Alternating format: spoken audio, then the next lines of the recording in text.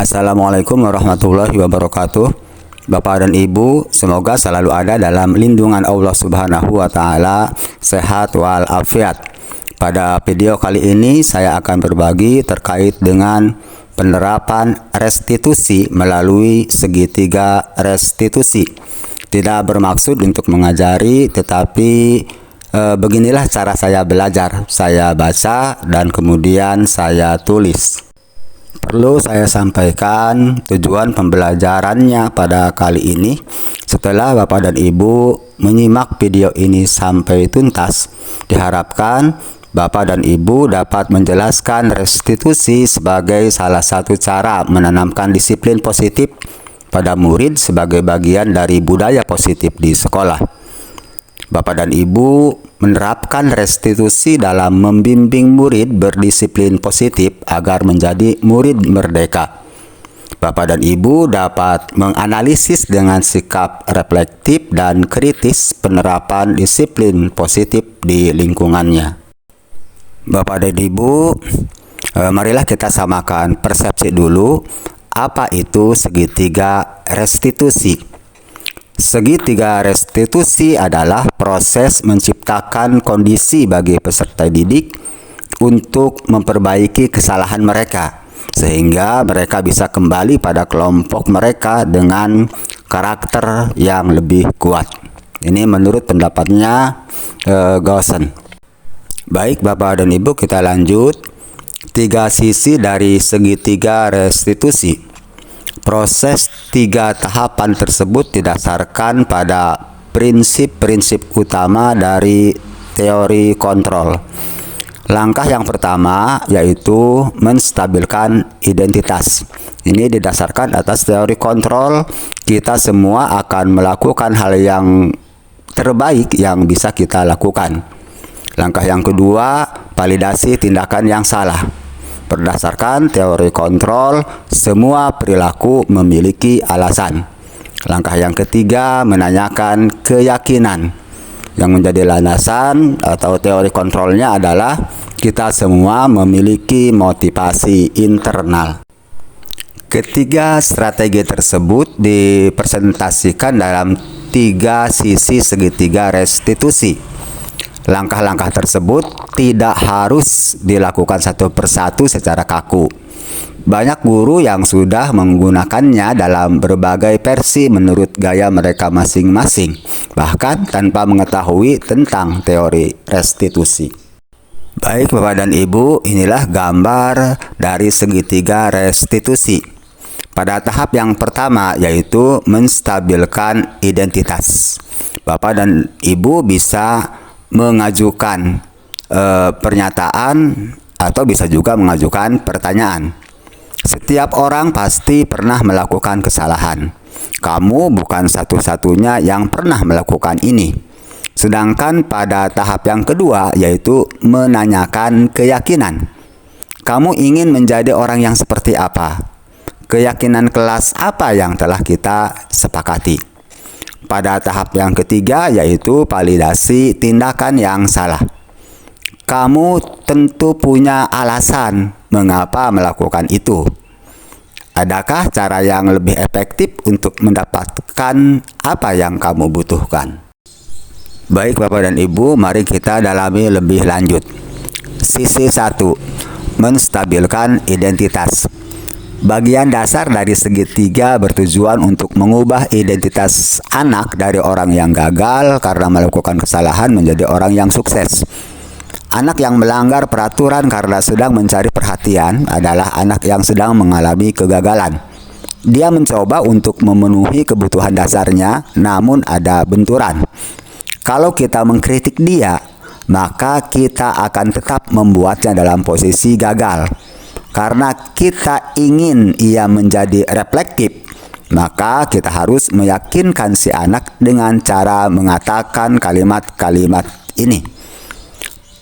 Tidak ada manusia yang sempurna. Saya juga atau Bapak juga pernah melakukan kesalahan seperti itu. Kita bisa menyelesaikan ini. Bapak tidak tertarik mencari siapa yang salah, tapi Bapak ingin mencari solusi dari permasalahan ini. Kamu berhak merasa begitu. Apakah kamu sedang menjadi teman yang baik buat dirimu sendiri? Sisi 2, validasi tindakan yang salah. Setiap tindakan kita dilakukan dengan suatu tujuan, yaitu memenuhi kebutuhan dasar. Kalau kita memahami kebutuhan dasar apa yang mendasari sebuah tindakan, kita akan bisa menemukan cara-cara paling efektif untuk memenuhi kebutuhan tersebut. Sedikit saya akan sampaikan juga terkait dengan masalah teori kontrol. Menurut teori kontrol, semua tindakan manusia, baik atau buruk, pasti memiliki maksud atau tujuan tertentu. Seorang guru yang memahami teori kontrol pasti akan mengubah pandangannya dari teori stimulus respon ke cara berpikir proaktif yang mengenali tujuan dari setiap tindakan. Kita mungkin tidak suka sikap seorang anak yang terus merengek. Tapi bila sikap itu mendapat perhatian kita, maka itu telah memenuhi kebutuhan anak tersebut. Nah, kita bisa pergunakan kalimat-kalimat berikut. Padahal kamu bisa melakukan lebih buruk dari ini ya. Kamu pasti punya alasan mengapa melakukan hal itu. Kamu patut bangga pada dirimu sendiri karena kamu telah melindungi sesuatu yang penting. Kamu boleh mempertahankan sikap itu, tapi kamu harus menambahkan sikap yang baru. Sisi 3, menanyakan keyakinan.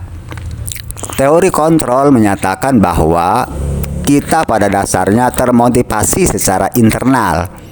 Ketika identitas sukses telah tercapai di langkah 1 dan tingkah laku yang salah telah divalidasi, yang langkah yang kedua atau sisi 2, maka anak akan siap untuk dihubungkan dengan nilai-nilai yang dia percaya dan berpindah menjadi orang yang dia inginkan. Nah, berikut pertanyaan-pertanyaan yang dapat kita gunakan untuk menghubungkan keyakinan anak tersebut. Apa yang kita percaya sebagai kelas atau keluarga?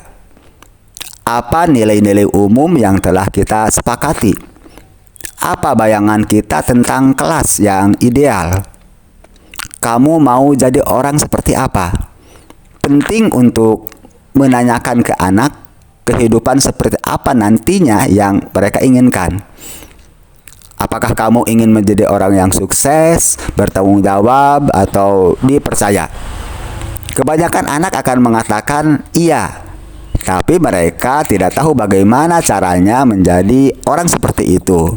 Kita sebagai guru tentunya dapat membantu dengan bertanya, seperti apa jika mereka menjadi orang seperti itu ketika anak sudah mendapat gambaran yang jelas tentang orang seperti apa yang mereka inginkan. Guru dapat membantu anak-anak tetap fokus pada gambaran tersebut. Bapak dan Ibu guru, demikianlah penjelasan mengenai restitusi. Segitiga restitusi sebagai upaya-upaya yang dapat dilakukan dalam membangun budaya positif di sekolah. Tentunya untuk mewujudkan hal ini membutuhkan proses yang tidak bisa dilakukan dalam waktu singkat. Selain itu, proses ini juga membutuhkan keterlibatan semua pemangku kepentingan di sekolah. Oh ya, terkait dengan bagaimana praktik segitiga restitusi, linknya nanti saya sematkan di deskripsi. Perlu saya sampaikan juga Bapak dan Ibu bahwa materi ini saya sarikan dari modul 1 submodul 1.4 mengenai budaya positif di program pendidikan guru penggerak. Terima kasih, semoga bermanfaat. Wassalamualaikum warahmatullahi wabarakatuh.